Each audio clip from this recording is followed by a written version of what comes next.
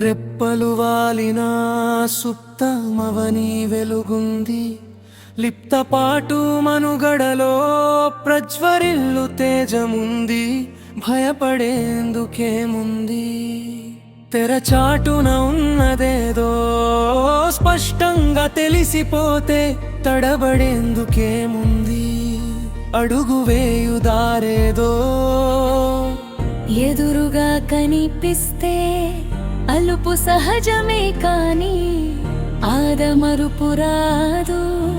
నిదుర సేదకే గాని నిజం వీడిపోదు.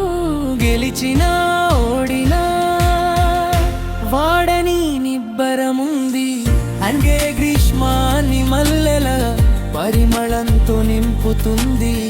నాలోని ఊహలు